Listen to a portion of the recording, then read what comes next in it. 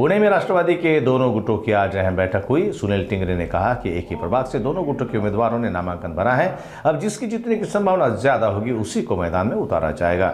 9 प्रभागों में ऐसे उम्मीदवारों से चर्चा होगी। दोनों राष्ट्रवादी और खरात गुट की युती तय मानी जा रही है। गौर से सुनिए क्या कुछ कहना है सुनील टिंगरे का। आज या ठिकाणी पहा तुम्ही सर्वप्रथम तर तुम्हाला सर्वांना नवीन वर्षाच्या शुभेच्छा देतो। जी बैठक चालू आहे त्यामध्ये काही जागी आमच्या दोन्हीकडनं उमेदवारांना एबी फॉर्म देण्यात आले होते। आत्ता ती बैठकीमध्ये आम्ही जे डबल फॉर्म झालेले आहेत त्याच्यामध्ये जे तुल्यबळ आहे, ज्याची निवडून येण्याची क्षमता आहे, त्याच्यामध्ये त्या कॅन्डिडेटचा फॉर्म ठेवून दुसऱ्याचा विड्रॉल करावा अशा पद्धतीची आमची वाटाघाटी आता अंतिम टप्प्यात आलेली आहे। किती प्रभाग आहेत? जवळपास 9 ठिकाणी आहेत जवळजवळ। मग हे 9 ठिकाणी जे माघार घेतील ते तुमचे अर्धे आणि त्यांचे अर्धे असं काही गणित अर्धे असा फॉर्म्युला नाही आहे। फॉर्म्युला असा आहे की फीडबॅक जो सर्वेमध्ये येतो की हा उमेदवार तुल्यबळ आहे तर त्याच्यामध्ये त्याला ती जागा सोडायची। बरं, किती तुम्ही एबी फॉर्म दिले होते आणि त्यांनी किती एबी फॉर्म दिले होते असे काय आकडेवारी आहे का? आज फायनल आकडा किती होईल?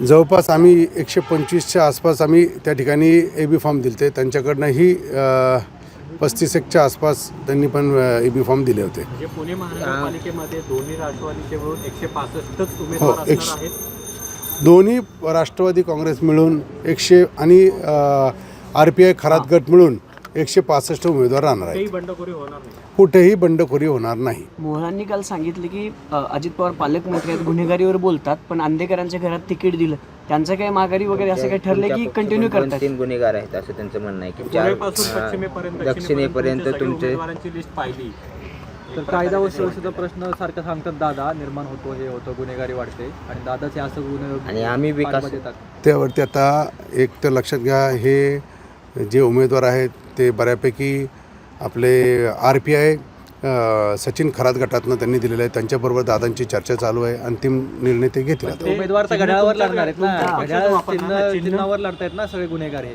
हां, आता त्यांच्यावर चर्चा चालू आहे। अंतिम निर्णय अजून तर फक्त हे चालू आहे, निर्णय होईल। हो, चर्चा चिन्ह दिलं जाणार आहे का अण्णा? चर्चाकडून त्यांना घड्याळ चिन्ह दिलं जाणार आहे का? तो अंतिम निर्णय घेतील। आता चर्चा सुरू आहे, या विषयावर चर्चा सुरू आहे। बदललं जाईल का? त्यांना चिन्ह दुसरं दिलं जाईल का? तसं काही झाले का आता बोल? अशा जी जागा असेल ज्या ठिकाणी तुल्यबळ त्यांचा उमेदवार असेल आणि तशी चर्चा चालू असेल तर आमचा फॉर्म्युला फक्त एकच आहे की निवडून येण्याची क्षमता असेल त्याच्यासाठी आपण शिवसेनेसोबत मग काही चर्चा सुरू आहे? आता मला तर नाही वाटतं त्यांना चिन्ह बदलून दिलं जाणार आहे का? जे उमेदवार तुम्ही सचिन खरात त्याच्यावरती निर्णय होणं बाकी आता।